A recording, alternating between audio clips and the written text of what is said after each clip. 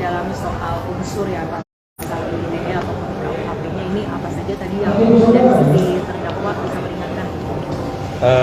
Jadi tadi kan kita melihat ya tentang unsur, karena perbuatan yang dilakukan ini adalah berkaitan kan sebenarnya merusak ya kalau terkait dengan Arif Rahman.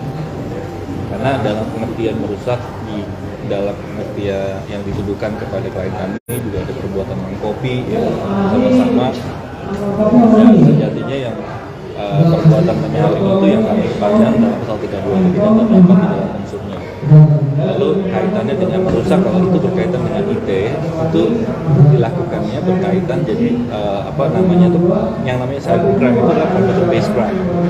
Jadi suatu kejahatan yang berbasis komputer, dan itu biasanya digunakan dengan malware misalnya, atau sarana lain yang itu menggunakan komputer ya, atau sistem. Jadi kalau itu yang membedakan antara tindak pidana khusus dalam hal ini ITE dengan tindak pidana umum dalam KUHP ya. Nah itu yang harusnya dibedakan. Maka tadi saya kayak diputar-putar gitu sebenarnya. Yang itu akhirnya bercampur antara asas-asas atau prinsip dalam hukum umum ya tentang lex specialis dari generalis gitu, lex posteriori itu adalah asas-asas dasar. Jadi kalau mahasiswa tingkat 1 juga itu mestinya udah paham tuh masalah prinsip-prinsip tadi. Nah ini yang tadi saya keberatan, pertanyaan saya adalah apa sih kualifikasi yang membedakan antara tindak pidana dalam KUHP dan tindak pidana dalam ITE? Itu sarananya yang beda. Nah, yang ini yang sarana itu yang tadi saya sebutkan sebagai computer based crime. Nah, itu yang harusnya adalah dijelaskan. Maka tadi saya merujuk pada bagaimana Budapest Convention ya. Bagaimana juga UN Convention on Cybercrime 2022 gitu. Jadi itu yang sebenarnya mestinya harusnya dilihat gitu tentang kualifikasi daripada unsur yang dimaksudkan apa yang nah itu yang juga saya akhirnya pun saya mati ucap kalau bahasa Inggris speechless aja atau nggak bisa mau nanya apa lagi, saya bingung gitu kaitannya. Artinya Anda mengatakan kalau tindakan Arif yang merusak secara fisik, hardware dan juga memberi perintah terdakwa yang lain ini nggak masuk cybercrime itu tidak dimaksudkan sebagai computer based crime, yang dimaksudkan sebagai dalam ITE itu. Jadi sarananya mesti sarana melalui sarana itu yang membedakan. Kalau itu disebut sebagai suatu sistem, maka dia harus menjelaskan itu harus punya keterkaitan dengan sistem tadi. Nah dalam hal ini sistem DVR itu dibuat daripada yang dimaksud dalam DVR. Itu yang juga harusnya dijelaskan. Lalu berkaitan dengan 221 tadi bertanya oleh rekan kami ya, bahwa 221 itu nggak bisa dipisahkan daripada tindak pidana pokok. Jadi 221 itu terkait dengan pidana pokok apa? Nah, biasanya orang didakwa 221 itu didahului dengan ada pidana pokoknya. Jadi nggak bisa tiba-tiba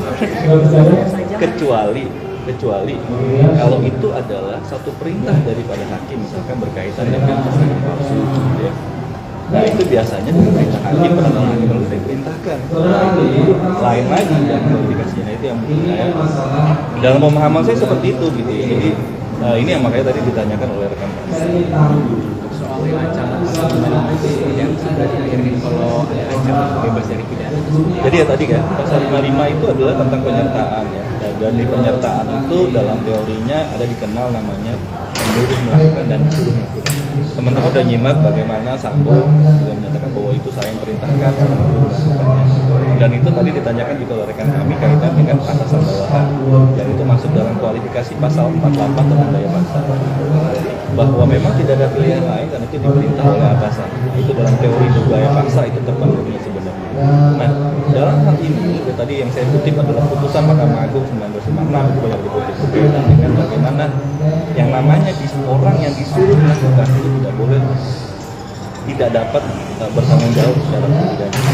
Jadi antara menyuruh melakukan dengan yang disuruh melakukan itu antara manus dan dengan manus ministra itu berbeda perannya, sehingga penghukumannya pun berbeda, tanggung jawab pidananya pun berbeda. Yang bertanggung jawab itu siapa? Yang menyuruh melakukan, bukan yang disuruh melakukan. Nah itu ada beberapa teori yang tadi saya sampaikan, bagaimana Simons ya, lalu bagaimana juga Utrecht, Rameling, semua menyatakan yang sama, dan itu sejalan juga dengan putusan Mahkamah Agung tahun 56.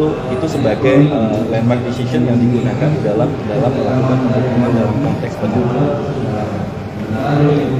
Jelas ya?